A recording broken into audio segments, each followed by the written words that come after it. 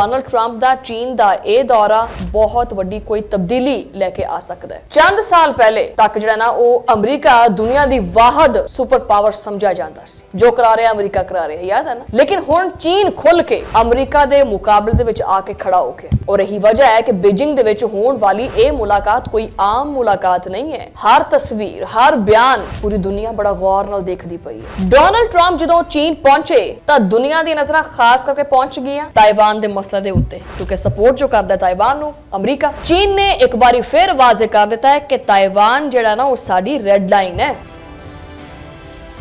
ਬੀजिंग ਸਮਝਦਾ ਹੈ ਕਿ ਅਮਰੀਕਾ ਤਾਇਵਾਨ ਨੂੰ ਇਸਤੇਮਾਲ ਕਰਕੇ ਚੀਨ ਨੂੰ ਘੇਰਨ ਦੀ ਕੋਸ਼ਿਸ਼ ਕਰਦਾ ਹੈ, ਜਦਕਿ ਅਮਰੀਕਾ ਕਹਿੰਦਾ ਹੈ ਕਿ ਉਹ ਤਾਇਵਾਨ ਦੀ ਜਮਹੂਰੀਅਤ ਔਰ ਸਲਾਮਤੀ ਦੇ ਨਾਲ ਖੜੋਤਾ ਹੈ। ਹਾਲਾਂਕਿ ਵਿੱਚੋਂ ਵਿੱਚ ਸਾਰੀ ਜਿਹੜੀ ਸਪੋਰਟ ਹੈ ਕਰਦਾ ਹੈ। ਅਗਰ ਕੱਲ ਨੂੰ ਕੋਈ ਇੱਥੇ ਕੋਈ ਵੱਡੀ ਫੌਜੀ ਕਸ਼ੀਦਗੀ ਪੈਦਾ ਹੁੰਦੀ ਹੈ ਤੇ ਉਹਦੇ ਅਸਰਾਤ ਸਿਰਫ ਜਿਹੜੇ ਹਾਲਾਤ ਨੇ ਉਹ ਸਿਰਫ ਏਸ਼ੀਆ ਤੱਕ ਨਹੀਂ ਰਹਿਣਗੇ ਖਰਾਬ, ਬਲਕਿ ਪੂਰੀ ਆਲਮੀ ਦੁਨੀਆ ਹਿਲ ਜਾਏਗੀ, ਕਿਉਂਕਿ ਦੁਨੀਆ ਦੀ ਜਦੀਦ ਟੈਕਨੋਲੋਜੀ, ਸੈਮੀਕੰਡਕਟਰਸ ਔਰ ਚਿਪਸ ਦਾ ਬਹੁਤ ਵੱਡਾ ਹਿੱਸਾ ਇਸੇ ਨਿੱਕੇ ਜਿਹੇ ਜਜ਼ੀਰੇ ਤਾਇਵਾਨ ਨਾਲ ਜੁੜਿਆ ਹੋਇਆ ਹੈ। ਐਵੇਂ ਨਹੀਂ ਤਾਇਵਾਨ ਖਟਕਦਾ ਚੀਨ ਨੂੰ।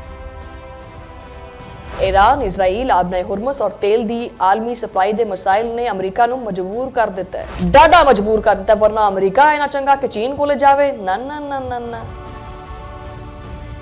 मजबूर किया कि वह चीन दे नाल गलबात जारी रखे, और अमरीका जानदा है कि चीन दे ईरान दे नाल जिहड़े है ना करीबी ताल्लुकात ने, और अगर बीजिंग चाहे तां ओह तेहरान दे उत्ते असर अंदाज हो सकता है।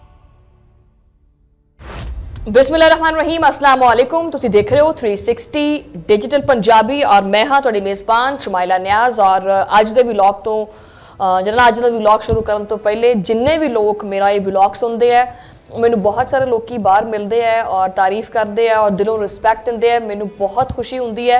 मेरा जिहड़ा कंटेंट है जो आम बंदे तक पहुँचता है तो मैनू ज़्यादा जिहड़ा ना मोटिवेशन मिलती है, ज़्यादा खुशी होंदी है। तुहाडे सारिਆਂ दे प्यार दा और इज्जत दा बहुत बहुत शुक्रिया। और आज का ये व्लॉग शुरू करते हैं।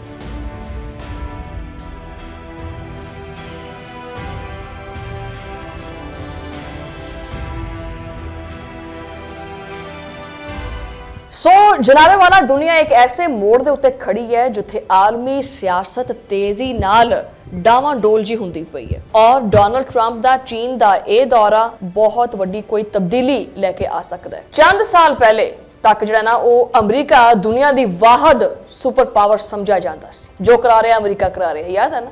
लेकिन हुण चीन खुल के अमरीका दे मुकाबले दे विच आके खड़ा हो के, और यही वजह है कि बीजिंग दे विच होण वाली ये मुलाकात कोई आम मुलाकात नहीं है। हर तस्वीर, हर बयान पूरी दुनिया बड़ा गौर नाल देखदी पई है।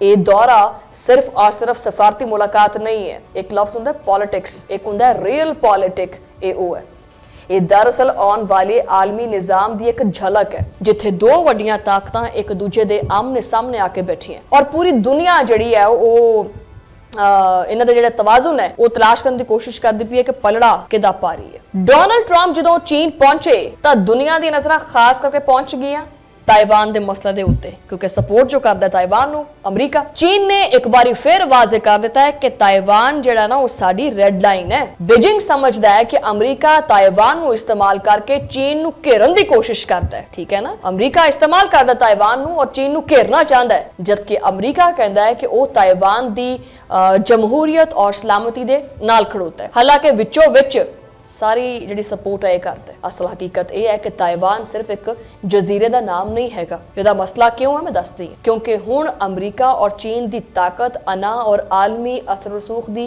जंग का हिस्सा बन चुकिया है ताइवान जिहड़ा। मिसाल के तौर पर अगर कल नूं कोई इत्थे कोई वड्डी फौजी कशीदगी पैदा हुंदी है तो उहदे असरात सिर्फ इहदे जिहड़े हालात ने वो सिर्फ एशिया तक नहीं रहणगे खराब, बल्कि पूरी आलमी दुनिया हिल जाएगी, क्योंकि दुनिया की जदीद टैक्नोलॉजी, सैमीकंडक्टर्स और चिप्स का बहुत बड़ा हिस्सा इसी निक्के ਜਿਹੇ जजीरे ताइवान नाल जुड़िया होया है। एवें नहीं ताइवान खटकदा चीन नूं, ठीक है, और अमरीका नूं। इसी दौरान मशरक़ वुस्ता की सूरत हाल ने इस दौरे नूं मजीद अहम बना दिता है, क्योंकि ईरान, इजराइल, आबनाए हुर्मुस और तेल दी आलमी सप्लाई दे मसाइल ने अमरीका नूं मजबूर कर दिता है, डाडा मजबूर कर दिता है। वरना अमरीका इना चंगा कि चीन कोले जावे? ना ना ना ना ना।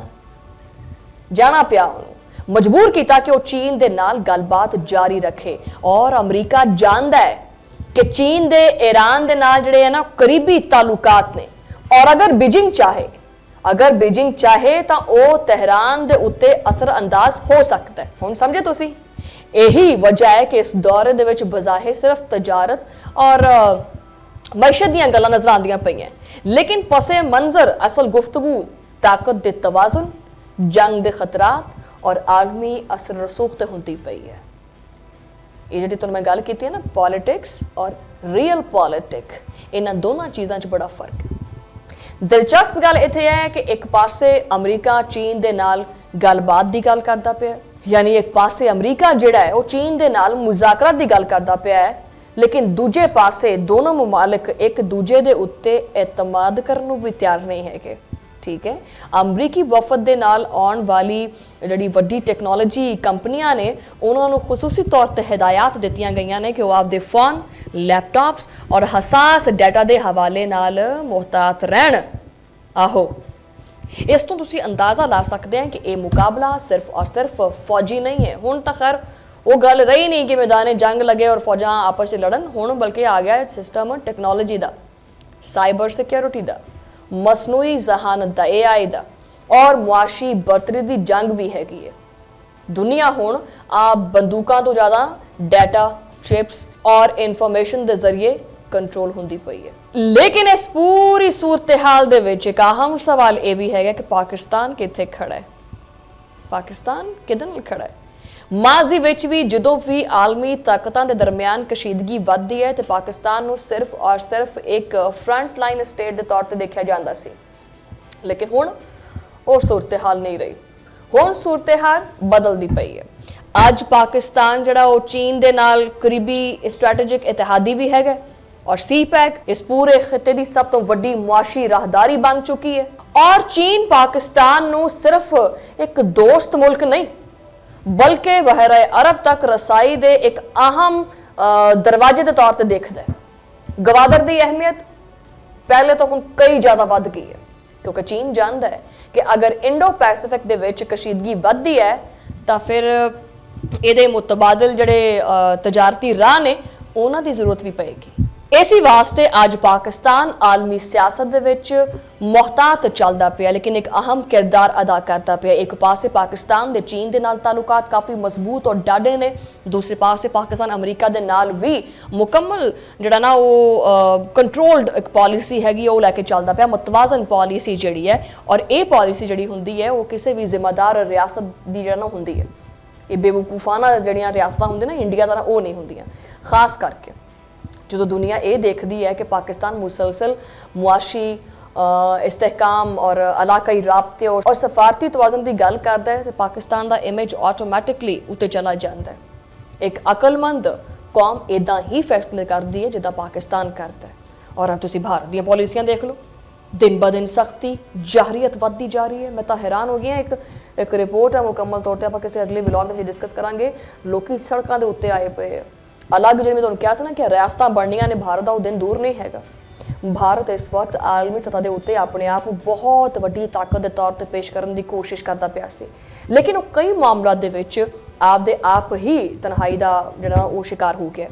और जिहड़ी अग इस टाइम लगी हुई है भारत दे विच वो मोदी सरकार ने खुद अग लाई है। मोदी हुकूमत ने खुद नूं मुकम्मल तौर के उत्ते अमरीका के इंडो पैसिफिक ब्लॉक के नाल जोड़ दिता सी, जिहदी वजह तो चीन के नाल उहदे ताल्लुकात मजीद खराब होए। बहरहाल दूसरे पासे कैनेडा खालिस्तान के मसले, इंसानी हकूक के मसले, सहाफियों के उत्ते दबाव, अकलीतां के खिलाफ पॉलिसियां, इन सारिया चीज़ों ने इकट्ठा होकर भारत नूं जिहड़ा ना वो बिल्कुल ही डबो दिता। मगरबी मीडिया दे विच भी हुण ये सवाल उठन लग गया कि भारत वाकई वो जमहूरी मॉडल हैगा जिहड़ा दुनिया के सामने अपने आप को पेश करता रहा है। नहीं, मणिपुर के हालात वेख लो, दलितां दे नाल तुसीं सलूक वेख लो, अकलीतां दे नाल वेख लो, सिखां दे नाल वेख लो।